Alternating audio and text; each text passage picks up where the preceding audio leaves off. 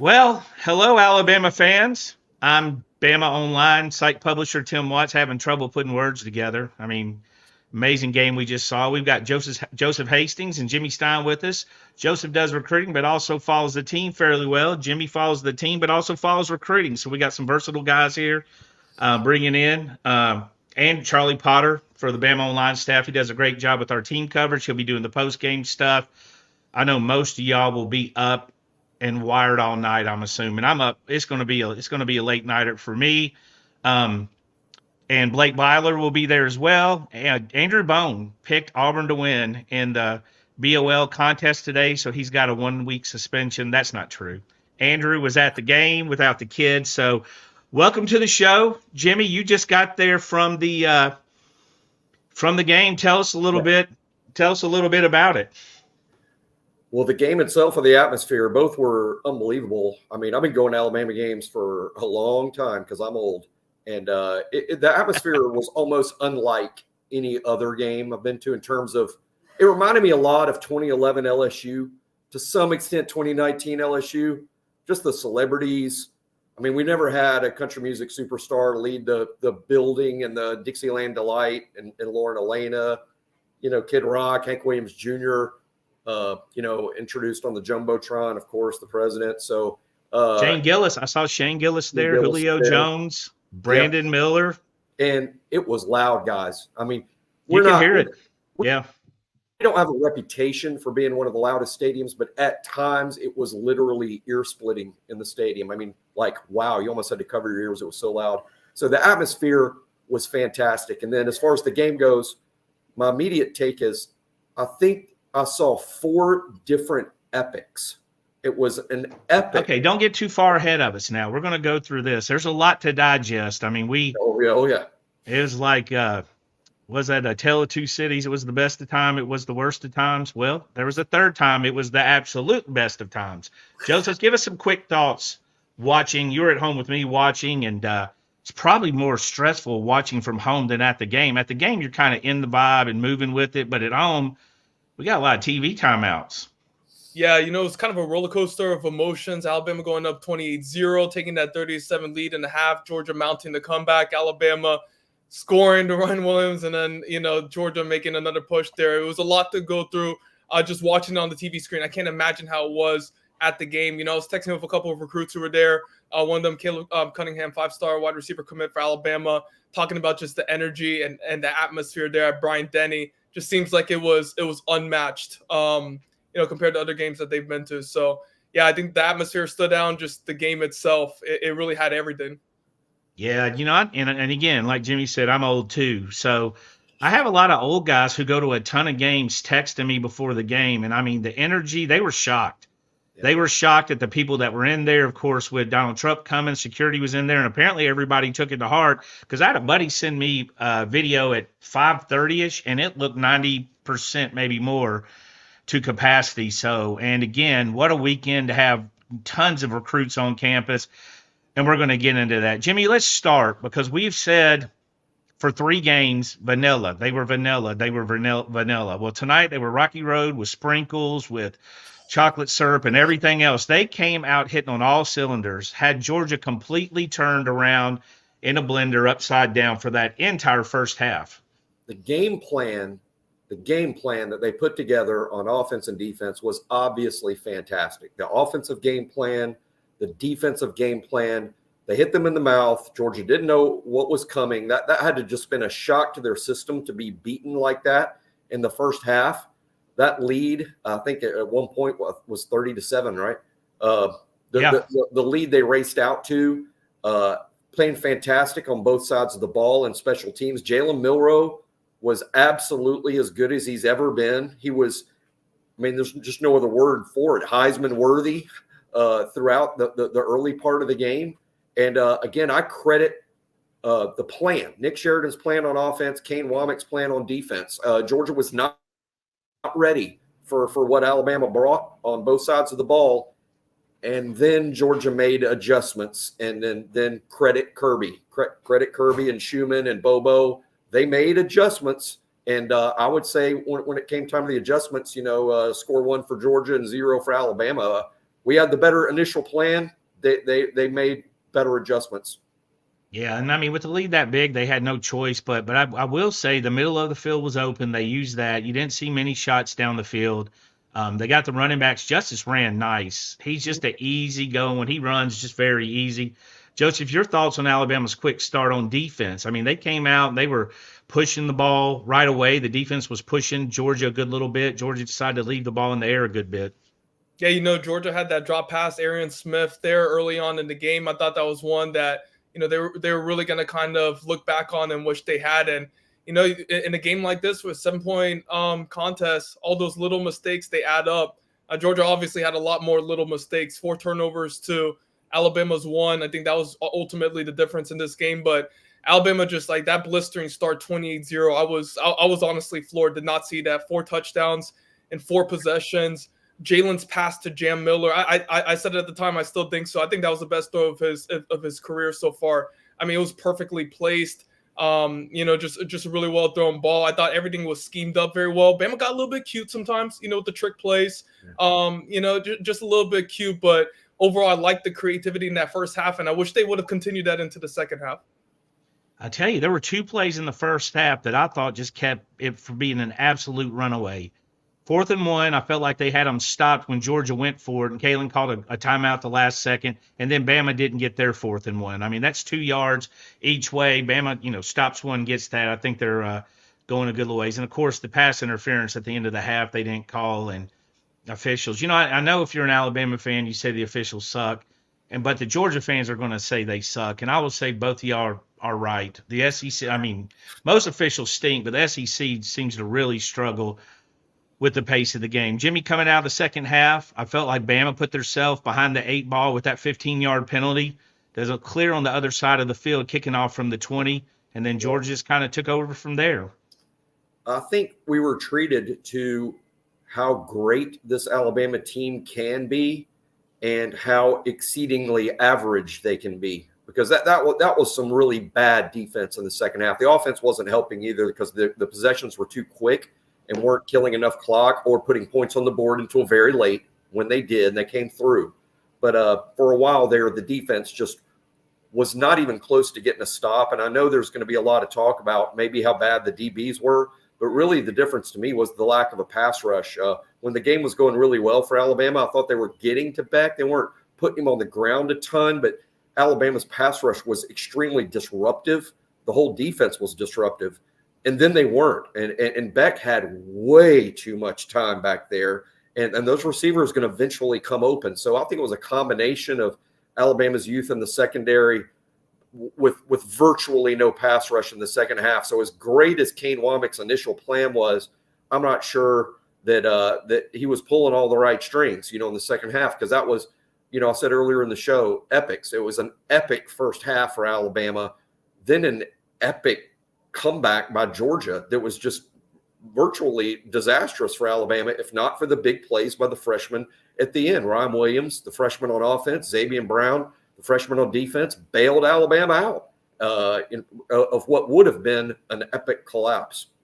Yeah, I still think Alabama was okay there. Even they had the time. It's the first time they really took a shot with Ryan, it felt like. But good ball thrown a little bit behind him. Ryan adjusts to it. But then to get to the end zone, I've been telling you guys all year Ryan was good, and y'all been arguing with me. So I feel like maybe now I got some believers. But, again, that play, you talk about plays that go down in the history of Alabama football.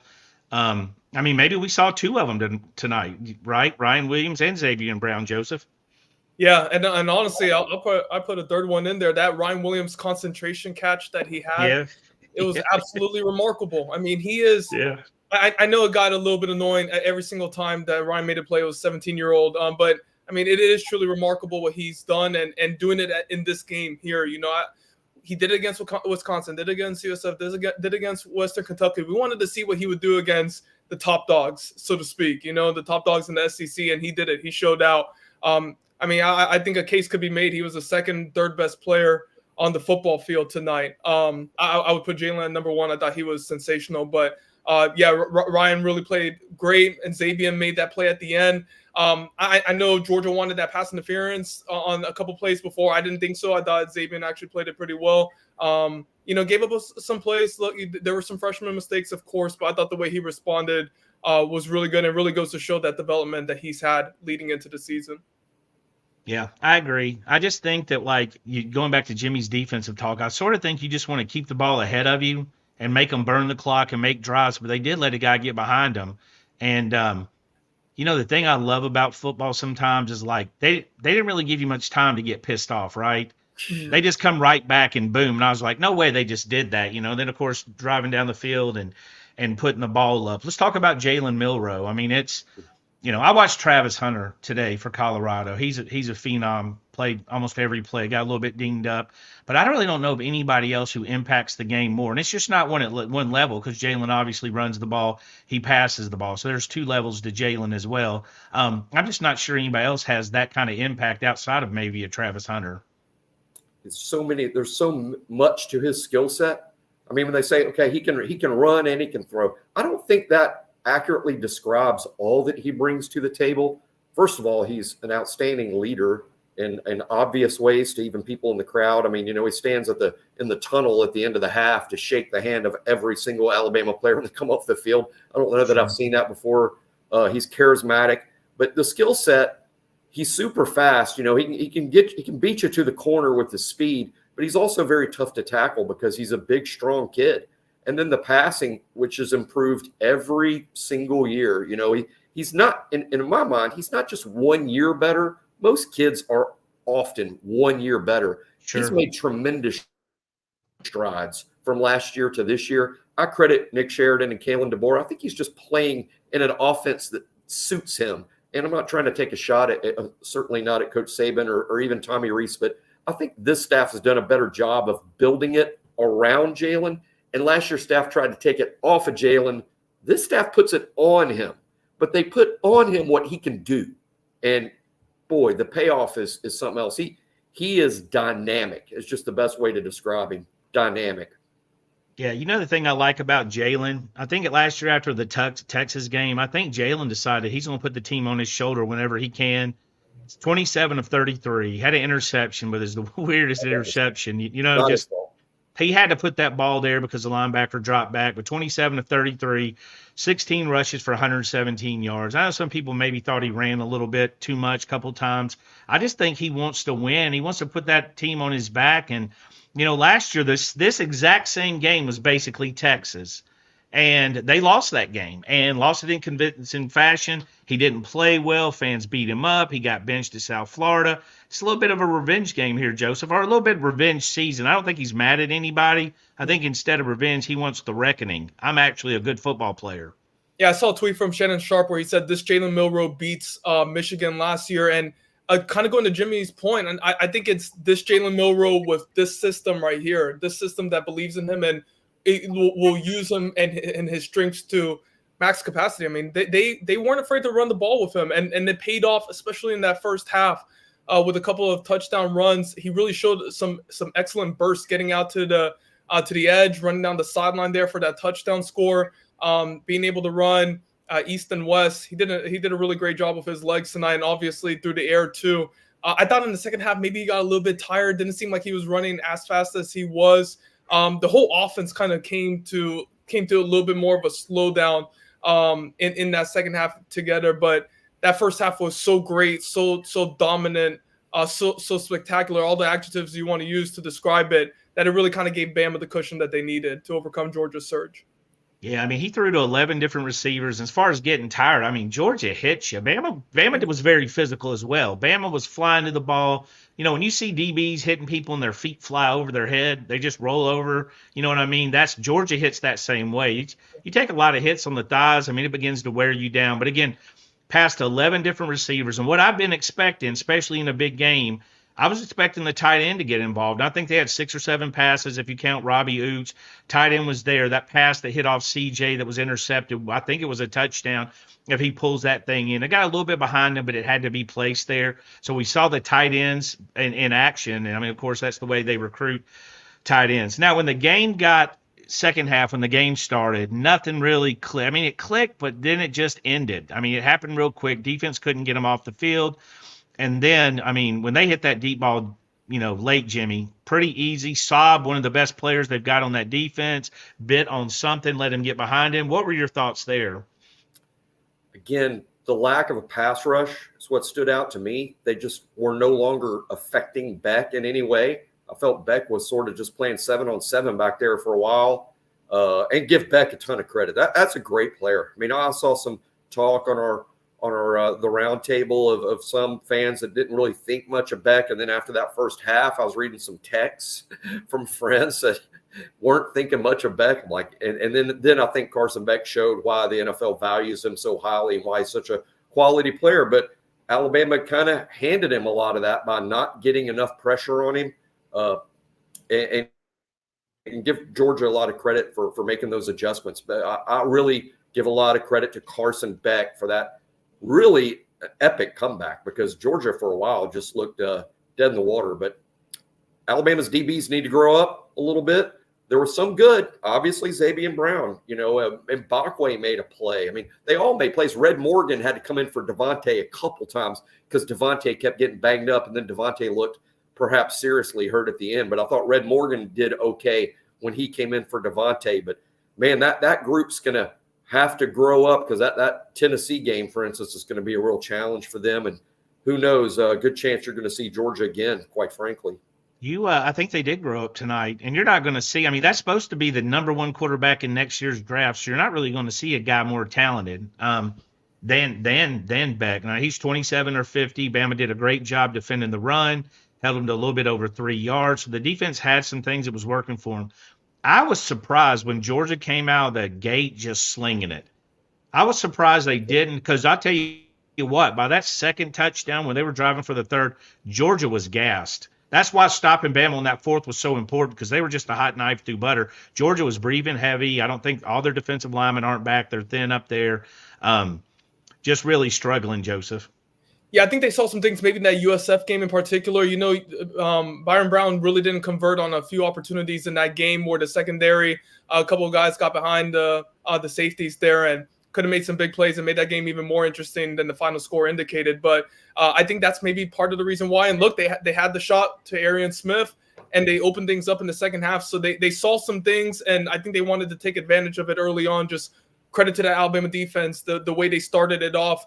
Once again, gave them that cushion that they needed. But look, I think this may be a little bit of a hot take, so to speak, but I think it's kind of a good thing that Alabama was tested in the second half here. If this ended up being a 50-something to 10, 20-point game, and it was just pretty much an off night for Georgia, you don't really learn too much about Alabama. You do learn some, but I think you learned a little bit more in terms of the resiliency, some things that they maybe need to clean up from what we saw in the second half there. That's going to benefit them for those games against Tennessee, the SEC championship, potentially college football playoff, all of that. So, it was a nerve-wracking second half. We were all on the edge of our seats, of course, Jimmy, you in the stadium. But, I think it's going to help Alabama going forward. Yeah, I'll tell you one thing before I go to Jimmy, I don't think we're giving enough credit to Alabama's defense in that first half. I thought they were good. I mean, getting to them and sacking them. I think we keep saying Georgia's off night. I think they caused the off night, and you saw what Georgia was capable of. That is the team that was, to me, they were number one in the country. I know Texas passed them, but had Georgia beat Alabama, they'd be number one in the morning. Which goes to this, Jimmy. Who is number one in the country now? Because Georgia came back the way they did, I'm not going to be upset if Texas remains number one. I think if Alabama had crushed Georgia, then Alabama would have made a heck of a case that they should be number one. But they didn't crush Georgia. They let Georgia back in the game and went all the way down to the final buzzer. I mean, I'm not going to be upset that Texas is number one. I'm gonna be pretty pissed. I'm gonna be honest. I feel like that winner of that game, that was 1-2. It's got nothing to do against Texas, who struggled against Mississippi State. That wasn't a pretty game. I mean, it doesn't matter with the 12-team playoff, obviously, but I know you like my rants. I do have a rant, though, about this subject. Go. Rant time. Let's go back to the spring and summer about the experts nationally. I'm fine that they said, what this year looks like Georgia, looks like maybe Texas, looks like Ohio State. If Alabama was sort of universally fourth, I never would have opened my mouth about this. But the fact is, how many people had Ole Miss better than Alabama? How many people had Missouri better than Alabama? All spring, all summer. Ole Miss, Missouri, Notre Dame. It wasn't that Alabama was fourth. So many had Alabama 7th, 8th, 9th, 10th. I couldn't believe it. What did they think? Don't they subscribe to BOL and see what's happening with our recruiting and know what kind of roster we had? We had Nick Saban's roster coached by the guy that coached Washington to the national championship game, and they're like, let's put Missouri ahead of them. Let's put Ole Miss ahead of them. It bothered me all spring and summer, and I think tonight we saw vindication, not for necessarily the hire, but how smooth the transition was, scheme-wise, system-wise. Alabama's still Alabama. Look, it might not be 2012 Alabama or 2011 Alabama, but it's still Alabama. It was always going to be Alabama. And all of the national experts that wanted to put Alabama 9th, 10th, 11th all spring and summer, what was that all about? It was ridiculous. This Jamie Rant was brought to you by BamaOnLine.com. We currently have a 50% off annual. If you want to sign up, you guys get more of our rants. All of us we all got a little ranty at us on the Bama Online Roundtable. And of course, while you're here, if you can do us a favor and hit like and subscribe, really enjoy these. I was kind of dreading it when they hit that 67-yarder. I was texting Joseph like, shit, it's no good. It's no good, dude. And then boom, I only barely got the text out before Rhino came up big. Yep. Joseph, your thoughts as that thing came down the stretch. When that ball goes up in the air and you see Ryan one-on-one with a pretty good defensive back. I mean, Georgia's got none but defensive backs. I mean, you kind of got a feeling that was a moment for him, right? Oh, yeah. And once I saw two come into the frame, I was like, okay, I'm going to give him the edge on this one. I was wondering I was wondering which receiver he was targeting, but I mean, that Jaylen feels comfortable enough 4 games into the season. He's the go-to guy. He threw to him on the third down pass, didn't convert on it. It was knocked down by the Georgia DB a couple drives before, and then he threw it to him on that one. He really trusts him, and Ryan's giving him reason to trust him. He's earned that in practice, and he's earned it in the games with the big plays that he's made. But you said it earlier in the show, Tim. It was the run after the catch. I thought that was probably the most impressive part. I mean, he turned on the Jets. Did he put his foot behind his leg in like some weird twisted I haven't watched it again. A second watch is going to be, I might go to Jimmy's house a second watch it with him, but he did like some weird thing, like a back tap or something, and then Jet City. I mean, he was kind of dancing in the game earlier. Yeah, earlier in the game, he had that one play where he kind of juked the defender out. Did just a really good job with his balance, contact balance, acceleration after. I mean, yeah, I thought that play right there, and it's the game-winning play. It's the game-changing play. I mean, it's early on, but it's a season-changing play because it changes that the perception of where we're at right now, 3-1 versus 4-0, and a win over number 2 Georgia. So just massive play by Ryan. I tell you, we said going into this that losing this game is not the worst case in the world. I mean, if Georgia wins out and I'll tell you the best scenario you could possibly have is to make the playoffs and be out of that SEC championship game. That's one less game you have to play. Going into that, and I meant it. But I tell you what, I think we also agreed it meant more for Georgia. Still have Ole Miss. They don't, probably not as good a game maybe as we expected. But any given Saturday, they still got to go to Texas, which is going to be the second game of the year. It's going to be tough living up to this one, at least the finish and the final score. And they still got Tennessee. We're still waiting to see what Tennessee exactly is. But you know who's probably the most pissed right now is Auburn. Auburn's 3-2 where they had to be 5-0, and they get Georgia next week. Georgia team go ahead, Joe. No, Joe. They're 2-3 right now. 2-3, and they had to be 5-0, right? Had to be 5-0 to get to 8 wins. They had the reverse brutal loss today. Got a 16-0 run against them, a freshman quarterback, and all that stuff. So, but going to Georgia, Jimmy, this kind of takes away that mulligan if you're a golfer. I think what's really interesting to me is that the Tennessee game is going to be tough for them. At Texas is going to be tough. Can they make the playoff at 9-3? I would tell them they better win one of those 2 games to be in for sure. I wouldn't be so comfortable at 9-3 believing you're in, even in the SEC, even with that schedule. So I would really suggest to them that they beat Tennessee or Texas. And boy, either one is tough. Good team though, and like you said, Tim, that's a good observation about what Auburn's getting next week. Auburn's getting a pissed off Georgia team that's going to have a lot to prove against. And Auburn's not going to score much at all against that Georgia team. That should be pretty ugly. But hey, I thought Texas would beat Mississippi State today by 1 million. That didn't happen. But right now, I'd tell you Georgia's going to beat Auburn by 1 million. Yeah, well, I can tell I've been saying that any given Saturday, because that movie Any Given Sunday, anybody can beat you in the NFL. That's the truth in my opinion for college football. You had Georgia barely outlasting Kentucky. You had Alabama, in a very tight game against South Florida. You've seen these teams struggle. Struggle is what you're hoping for. Taking that loss at home to Kentucky, that's your worst fear, right, Joseph? Yeah, absolutely. I mean, look, at the end of the day, this is what you wanted the result to be for Alabama here. You got the win. You're 4-0. People are going to talk about how you win. And this way, it was kind of a tale of two halves, like we talked about. But at the end of the day, Alabama came out on top, and other teams lose games that they should win. And yeah, did you know Ryan? Yeah, I think we know that by now. Ivan's got jokes, and we're in a jokey mood, so I wanted him to get that in. It is funny. A head high school coach in Alabama that's pretty well known this week, in a private conversation, told a buddy, gave him grief, said, "Well, that's Stein. He shouldn't really tout Ryan Williams like this. I think he overhypes Ryan." Really? Yeah, I didn't really retort. I'm just going to let Ryan do the retorting for me. Yeah, Ryan's like the McRib sandwich when it comes back to McDonald's. You can't really overhype it. You better get it while it's there.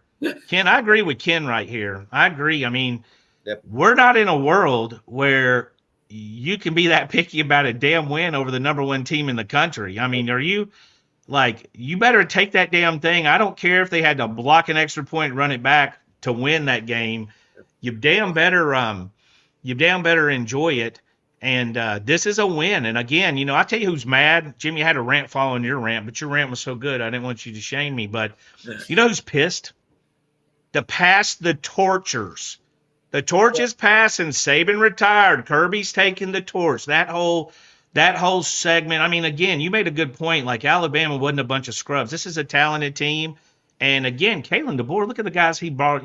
Parker Brailsford's so good, we never mentioned Parker Brailsford. You know what I mean? Jeremy had a big game. See a lot of guys out there having a big game. Saab's been good for him. Joseph, those impact of those portal guys, I mean, you can't really, considering they lost guys, they had a lot of guys just step right in and make, be replacements.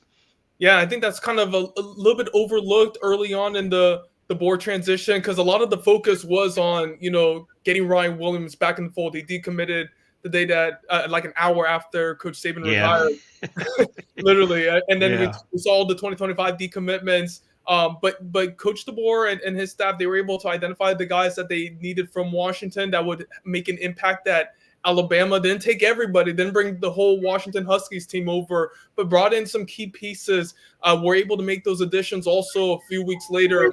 Keon Sabb and Josh Cuevas on the same day, and making some additional additions via the portal in the spring. I mean, everything has just lined. I mean, it's just been such a perfect start these first 8 months on the recruiting trail. And yeah, Jimmy, you would look great with the mustache. But yeah, everything's just what a great start it's been the first 8 months of the Kalen DeBoer era. Yeah, and again, Ryan, we knew how big he was. Now the one thing is, this freshman year we went from the three big names were Cam Coleman, Ryan Williams, and Jeremiah Smith. I think Cam has moved out of that discussion at this stage, dropped another pass today. He's obviously a great talent, but might not be his fault. Yeah, and Ryan's now did it against Georgia.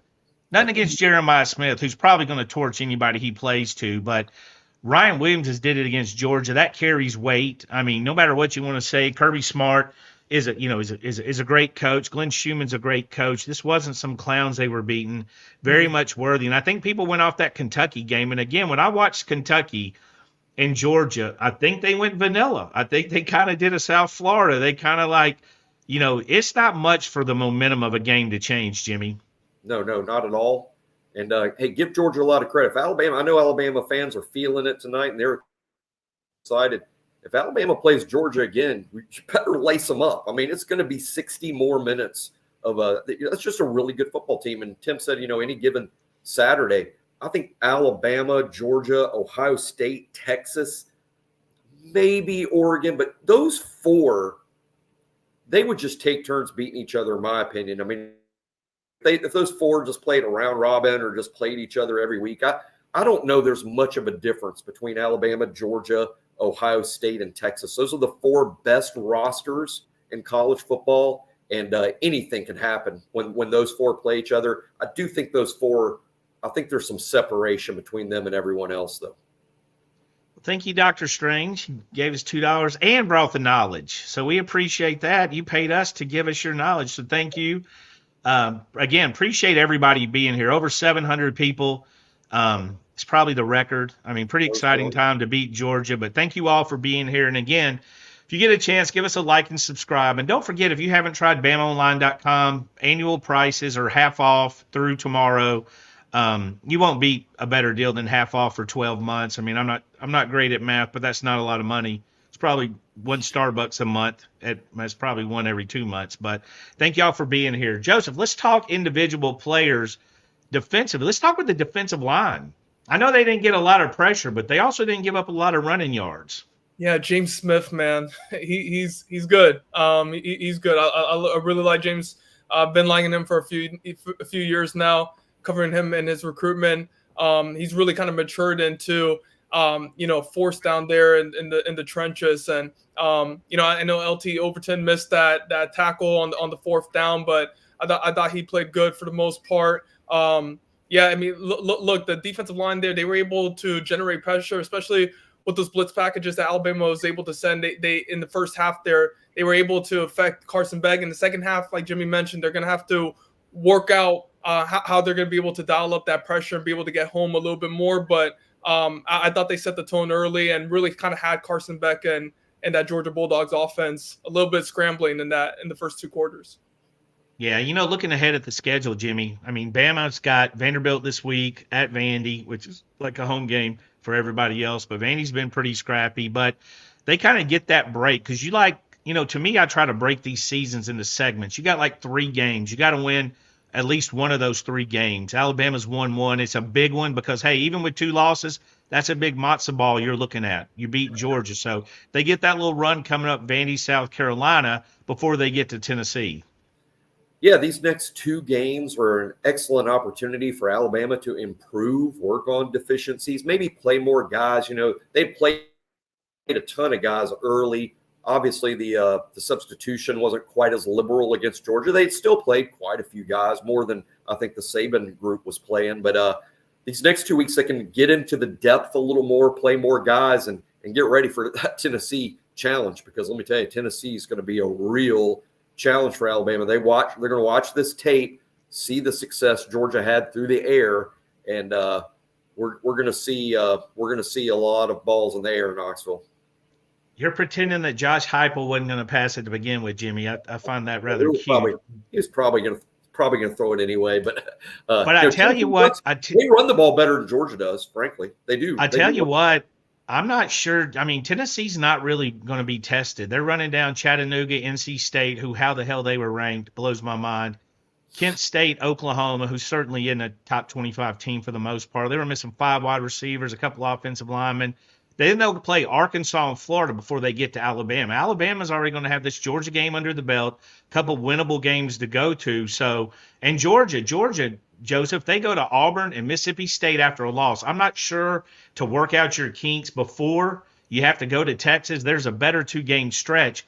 But if they lose to Texas, that's going to be 2 losses. It is, and once again, kind of underscores the importance of this game here, even though there was a lot of talk before the game on national coverage about how the 12-team playoff, you can lose a game like this one here.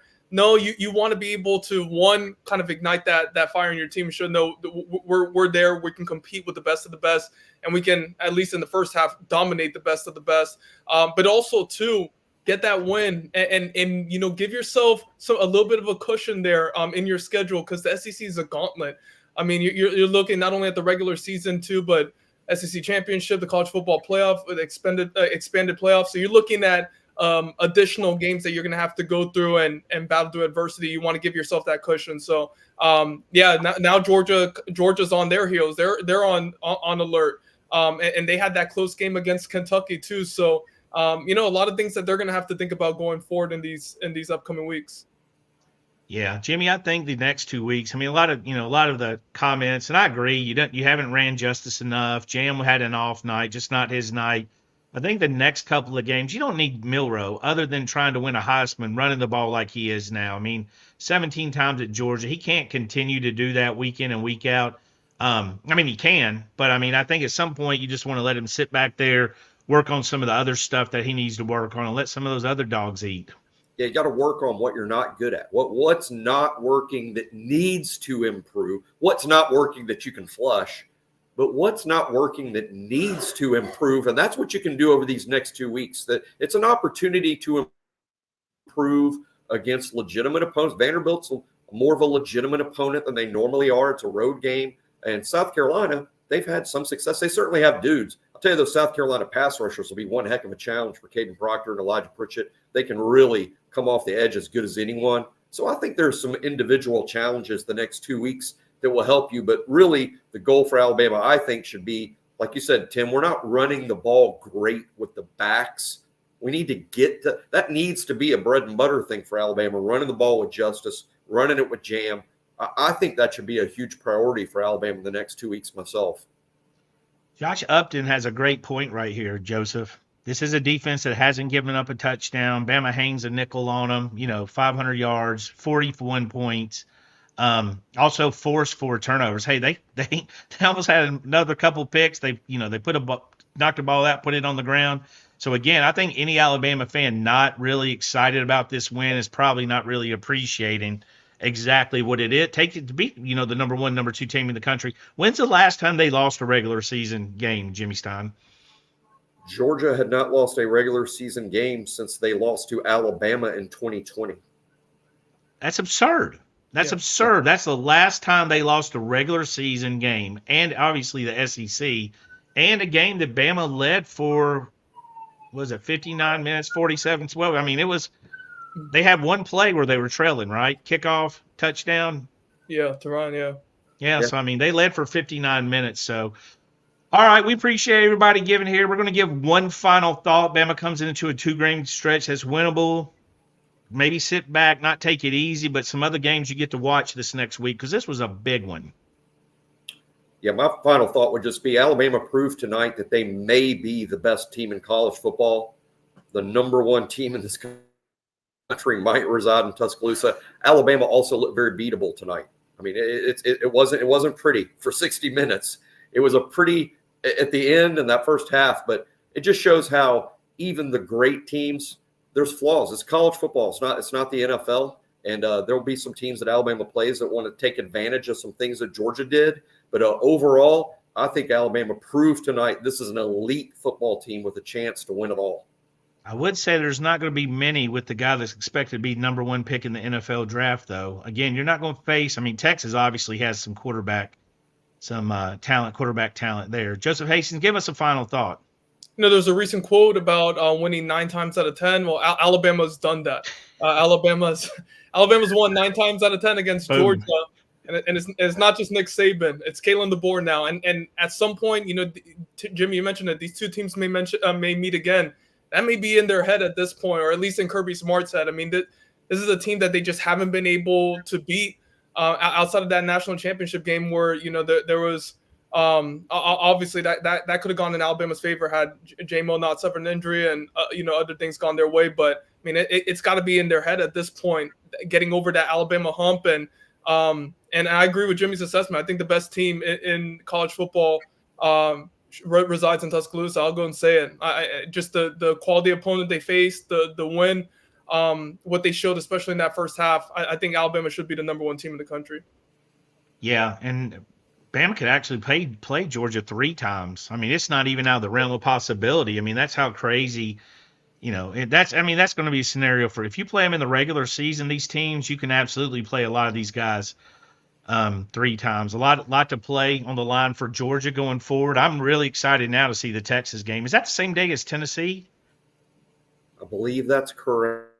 October 3 weeks from 19, now. Yeah, that's it. and Bama and Wow. Tennessee, and then Georgia and Texas. I mean, you're talking about some, SEC play. And I see Kyrie said Georgia had 4 turnovers.